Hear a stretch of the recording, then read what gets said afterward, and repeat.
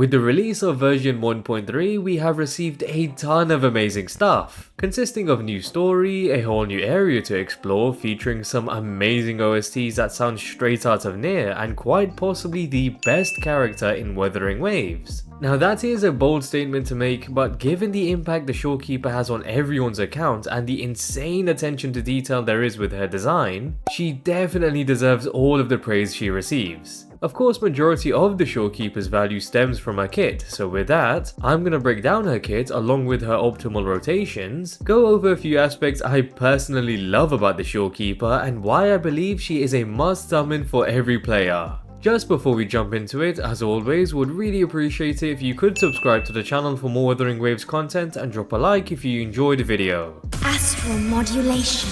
Now since the Shorekeeper is our first limited support character in the game, that alone allows her to hold a ton of value since solid support characters are pretty scarce right now. Diving into her kit, there are many aspects that enables her to be an amazing support for literally any character in the game. Kicking it off with the basic attacks, aside from looking clean animation wise, they deal hardly any damage and will just be used to build stacks for the forte gauge. Once you have filled the forte gauge, the heavy attack will consume all 5 stacks from the gauge to pull enemies slightly together and will detonate a burst of spectral damage. However, when the forte gauge isn't maxed, the Shorekeeper will be able to transform into a butterfly, which is an amazing ability for exploration, and it does also acquire stacks for the forte gauge. In regards to the mid-air attack, it does have a unique feature of being a tracking attack, meaning if there is a gap between you and the enemy, the Shorekeeper would be able to close the gap between you instantly, which is a great bonus feature within her kit.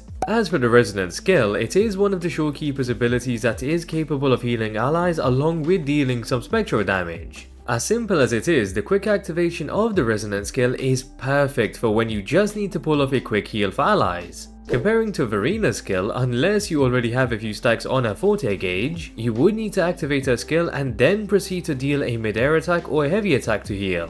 So the fact the Shorekeeper would require less time and provide more healing allows her skill to have an edge over Verina. Now moving on to the core of the Shorekeeper's kit being the Resonance Liberation. Upon activating the Liberation, the Shorekeeper will cast the Outer Stellar Realm onto the field, which restores HP continuously for all allies. Now when you activate an intro skill within the Outer Stellar Realm, it then becomes the Inner Stellar Realm, and along with the continuous healing still being in effect, up to 12.5% crit rate will be provided to all allies. Then activating an intro skill in the Inner Stellar Realm grants access to the Supernal Stellar Realm, which will additionally provide up to 25% crit damage to all allies. Both crit rate and crit damage buffs will scale off the Shorekeeper's energy regen, and so to maximize the buffs, the Shorekeeper will require 250% energy regen. So essentially, the Liberation will be able to heal and provide all allies with additional crit rate and crit damage, which is extremely valuable for any DPS character, and especially for someone like Jianxin. I do understand the argument of Verina being capable of dealing coordinated attacks with her Liberation, which then provides more forte stacks to Jianxin. However, since Jianxi's main damage dealing ability is the Resonant skill, which is a singular massive burst of damage, it is essential to ensure you do crit with the Resonant skill.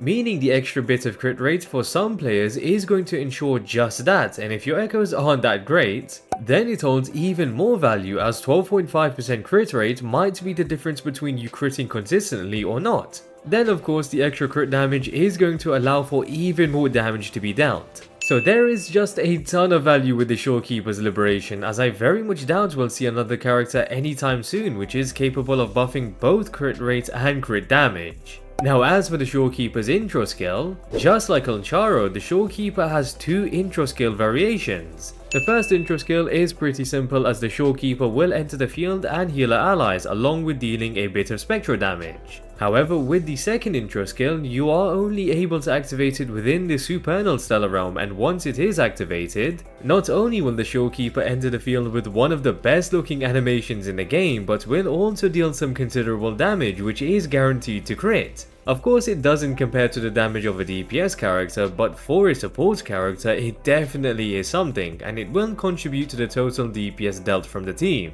Now as for the Shorekeeper's very unique outro skill, along with providing allies a damage increase of 15% for 30 seconds, the character on field will be provided with 5 enhanced dodges. Enhanced dodges essentially allow you to trigger a successful dodge when you have mistimed your dodge. However, you would still receive damage, but rather than being knocked back or thrown into the air, activating the dodge will still trigger a successful dodge and you would gain the concerto energy just as you usually would. Of course, it would have been a lot better if you wouldn't receive any damage, but I guess the ability does need some sort of balance. Lastly, as for the Shorekeeper's inherent skills, just like Verina, the Shorekeeper's first inherent skill will resurrect an ally when they receive a fatal blow. However, the difference is, instead of resurrecting the ally with 1 HP, the Shorekeeper will heal the ally for 50% of her own HP and will lose the HP she provides. So considering the Shorekeeper is a HP scaler and will have a ton of HP, more often than not the ally will receive a full heal. Then as for the second inherent skill, the Shorekeeper essentially gains 10% energy regen whilst in any stellar realm from her liberation, along with increasing Rover's energy regen by 10% if they are on the team. So this means the Shorekeeper doesn't exactly need 250% energy regen, as she will be receiving an extra 10% the moment she pops the liberation, so 240% is all you would need.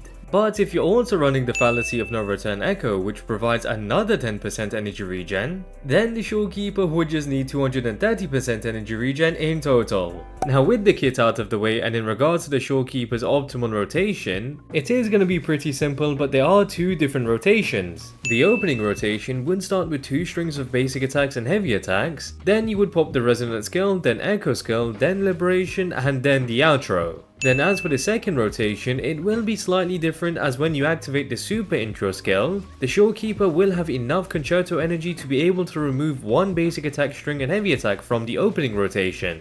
So it then just becomes 1 basic attack string and the heavy attack, into the resonant skill, then the echo skill, then the liberation, and then into the outro again for the rest of the battle.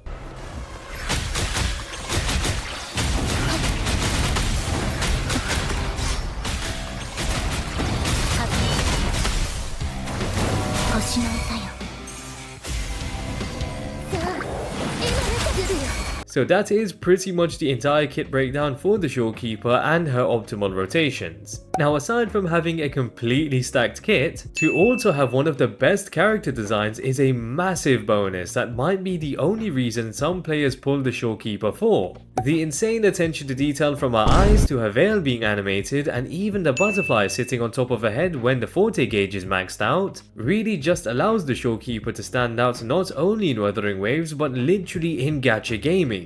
Now just bear in mind we're only in 1.3, and this sort of quality in a character would have been expected to drop much later on, so the fact that we are receiving quality of this grade already is insane. Now along with having a stunning design, again with the ability to provide additional crit rate and crit damage through her liberation to allies, has got to be one of the most valuable abilities, or even just the most valuable ability within the game, since as of now every DPS character does rely on their crit stats. So it allows the Shorekeeper to be one of the most flexible characters in the game, as she will definitely help in achieving a solid crit ratio. So for players that don't have the best luck when it comes to farming echoes and just can't obtain those crit stats such as myself, as I mentioned earlier, the Shorekeeper will literally be the difference in your characters consistently critting. So it does reduce the pressure on having to build perfect echoes and even picking up signature weapons with crit main stats. Also, this does mean the Shorekeeper is completely future-proofed, as she is going to be extremely valuable for any DPS character that drops.